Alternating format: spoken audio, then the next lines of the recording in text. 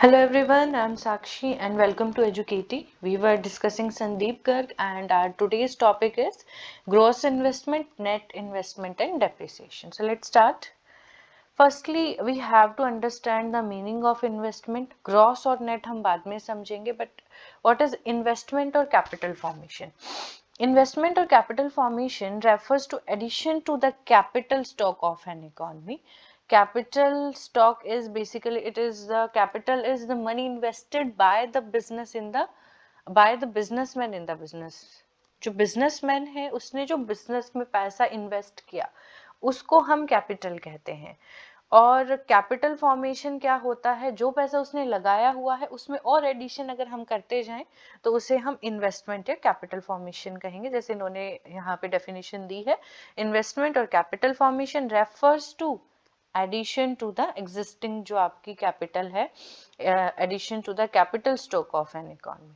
For example construction of building, purchase of machine, machine हमारे पास होगी, हमने कोई और मशीन ऐड कर ली है. Addition to inventory stock, inventories of goods, जो भी गुड्स जिस चीज में आप डील कर रहे हैं उसका जो स्टॉक है उसको उसमें आपने और ऐड ऑन कर लिया है. तो ऑल दीज थिंग्स ये आपकी इन्वेस्टमेंट होती हैं. अब इन्वेस्टमेंट हमारी दो तरह की होती है यहाँ पे. One is gross investment and second is net investment. The basic difference here of gross and net is of depreciation. Gross investment में आपका डेप्रिसिएशन इंक्लूड होता है, इंक्लूडिंग डेप्रिसिएशन की यहाँ बात करते हैं हम, और नेट इन्वेस्टमेंट में डेप्रिसिएशन एक्सक्लूड होता है. This is the only difference. But जो कॉमर्स बैकग्राउंड से उनको डेप्रिसिएशन का पता होगा यहाँ पे, but still I will explain the depreciation and gross investment and net investment. Gross investment अब क्या होता है? Gross investment is addition to the stock of capital. Capital में जो भी एडिशन हुआ उसको हम ग्रॉस इन्वेस्टमेंट कहेंगे, but before making allowance for depreciation. Basically ये डेप्रिसिएशन को यहाँ इंक्लूड कर रहा है, यहाँ पे डेप्रिसिएशन को एक्सक्लूड नहीं किया, तो including depreciation. Gross investment is investment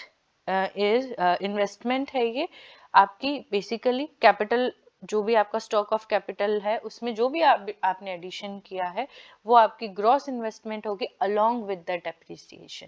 तो ये जो इन्वेस्टमेंट ऊपर डेफिनेशन पढ़ा है हमने, ये इन्वेस्टमेंट प्लस डेप्रिसिएशन तो आपका ग्रॉस इन्वेस्टमेंट बन जाता है. Capital stock consist of fixed asset and unsold stock. जो भी आपके फिक्स्ड एसेट हैं और अनसोल्ड स्टॉक है, अगर इन दोनों को हम कंबाइन कर दें तो वो हमारा कैपिटल स्टॉक बन जाता है. So gross investment क्या है? Is the expenditure on purchase of fixed asset and unsold stock during the accounting year. Gross investment क्या है? हमने वो खर्चा किया है इस पे, fixed assets पे और unsold stock पे किया है एक साल के दौरान during the accounting year. तो सिंपल है, इन्वेस्टमेंट है ये, और आपका जो फिक्स्ड एसेट पे हुआ और जो अनसोल्ड स्टॉक पे हुआ, प्लस यहाँ पे आपका डेप्रिसिएशन इंक्लूडिंग होगा. However, gross investment does not indicate the actual change in economy. अब gross investment आपका actual change economy stock का नहीं बताता of productive asset for a given year. During the production process, some amount of fixed asset is used up. अब देखिए आपने एक machine खरीदी 5 लाख रुपए की, एक साल 2 साल लगातार उस मशीन को जब हम यूज करते जाएंगे तो जैसी वो मशीन जब हमने बाय की थी वो वैसी नहीं रहती, तो उसकी वैल्यू में रिडक्शन होता है. And reduction in the value of fixed asset is known as depreciation. तो जितनी भी फिक्स्ड एसेट हैं उनमें रिडक्शन होती है, बेसिकली उन पे आपका डेप्रिसिएशन लगता है. लेकिन जो ग्रॉस इन्वेस्टमेंट है उसमें वो उस डेप्रिसिएशन को दिखा ही नहीं रहे, मतलब एक्सक्लूड ही नहीं कर रहे, माइनस ही नहीं कर रहे. अब भाई फिक्स्ड एसेट जो भी हमने यूज की है उसकी वैल्यू में रिडक्शन हुआ है, but they are not reducing it, इसीलिए ये हमें एक्चुअल चेंज इकोनॉमी स्टॉक का नहीं बताते. तो during the production process some amount of fixed capital is used up. This loss of fixed capital is known as depreciation. By subtracting depreciation from gross investment we get net investment. तो जो हमारे पास gross investment आपका था, ठीक है, जो आपके पास gross investment था, अगर हम उसमें से डेप्रिसिएशन को माइनस कर देते हैं तो हमारे पास आ जाता है यहाँ पे नेट इन्वेस्टमेंट, राइट. तो अगर हम नेट इन्वेस्टमेंट की बात करते हैं तो नेट इन्वेस्टमेंट जो है वो एक्चुअल चेंज इकोनॉमी का आपको बताता है, जो इकोनॉमी स्टॉक है। तो ये वही बता रहे हैं कि ग्रॉस इन्वेस्टमेंट इंडिकेट नहीं करता, नेट इन्वेस्टमेंट करता है। And how we will get net investment, जो हमारे पास ग्रॉस इन्वेस्टमेंट है अगर हम डेप्रिसिएशन को उसमें से माइनस कर देंगे तो हमारे पास नेट इन्वेस्टमेंट आ जाएगा, राइट। तो ग्रॉस इन्वेस्टमेंट हो गया। Let's discuss net investment. वैसे मैंने बता ही दिया है आपको। The actual addition made to the capital stock of economy in a given period is termed as net investment. अब इन्होंने एक्चुअल वर्ड यूज क्यों किया यहाँ पे, क्योंकि जो ग्रॉस था उसमें वो फिक्स्ड एसेट जो रिड्यूस हुई है वो उसको कंसीडर नहीं कर रहे थे, तो वो कहीं ना कहीं उसमें कुछ गलती थी।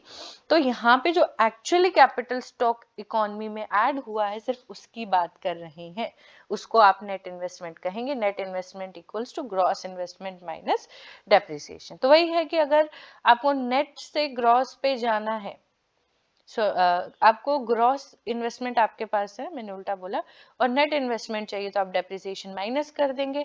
आपके पास नेट इन्वेस्टमेंट है, अगर आपको ग्रॉस इन्वेस्टमेंट चाहिए तो नेट इन्वेस्टमेंट में डेप्रिसिएशन ऐड कर दीजिए। तो इसी तरह से हम ग्रॉस इन्वेस्टमेंट को नेट इन्वेस्टमेंट और नेट इन्वेस्टमेंट को ग्रॉस इन्वेस्टमेंट में कन्वर्ट कर सकते हैं।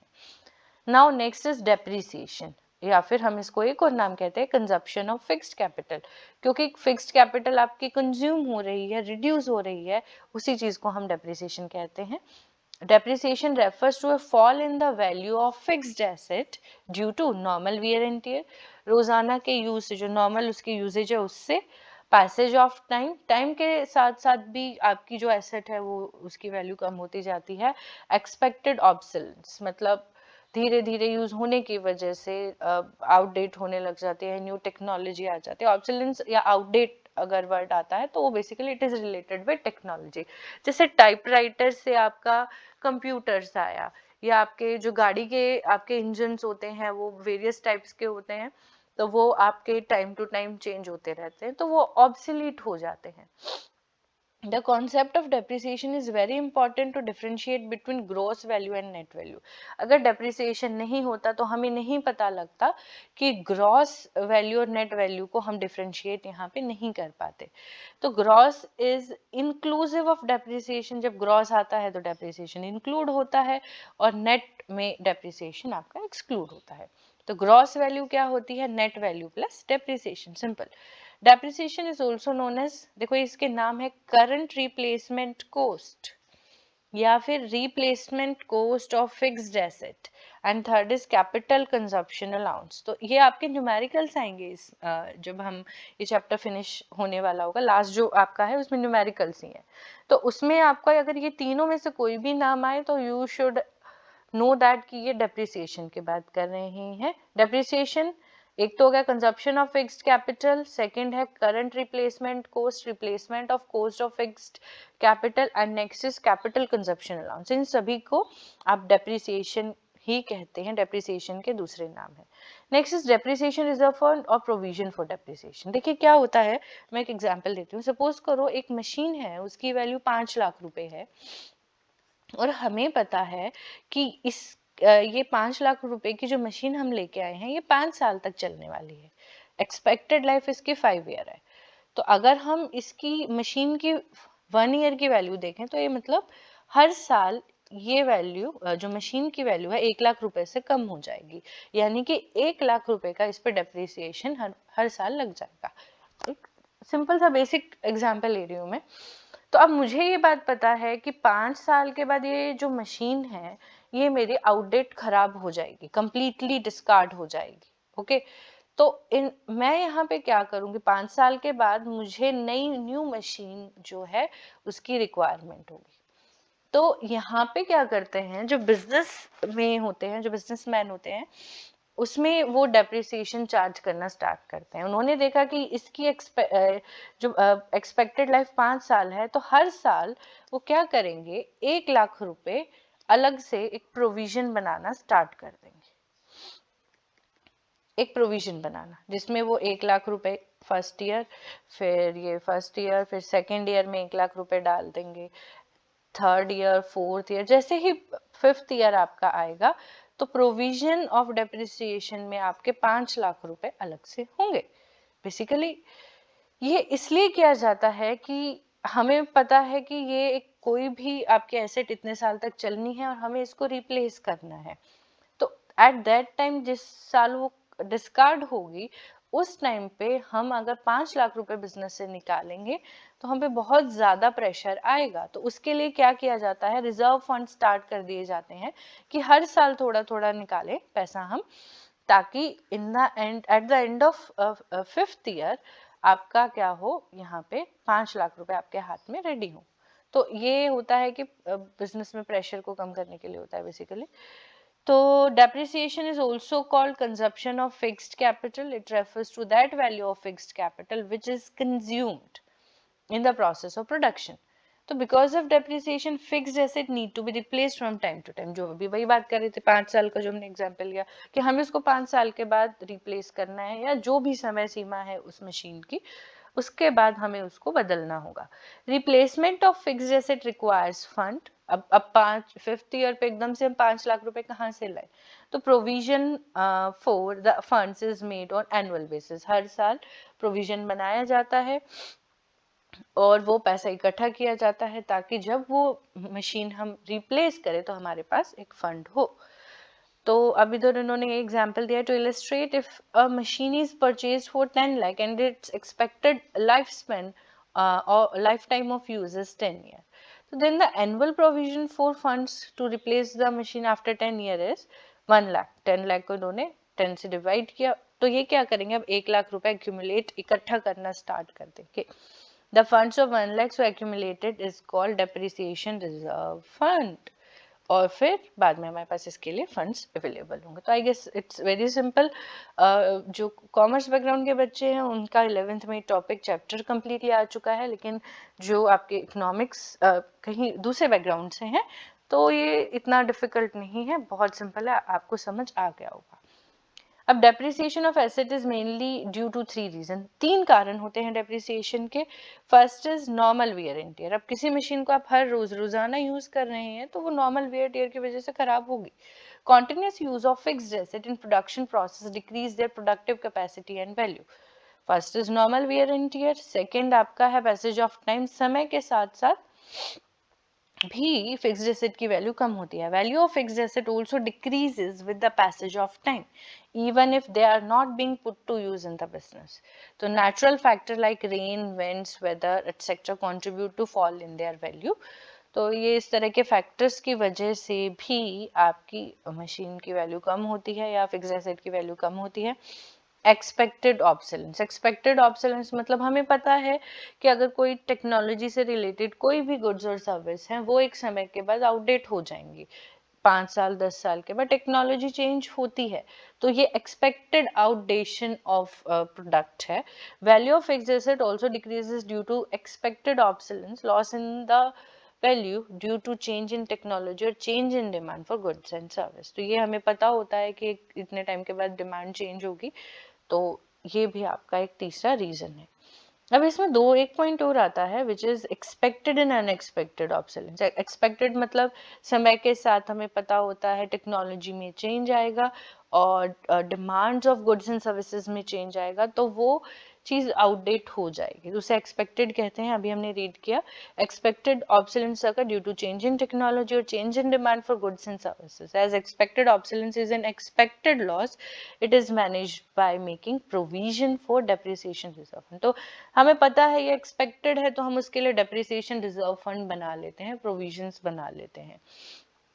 Next is unexpected obsolescence occurs due to natural calamities like earthquake, floods etc. due to thefts, accidents। इन सब कारणों से अर्थक्वेक हुआ, फ्लड हुआ, कोई भी नेचुरल क्लैमिटी हो गई, चोरी हो गई, आग लग गई, तो ये अनएक्सपेक्टेड ऑब्सोलेंस है। इसको आप अवॉइड नहीं कर सकते।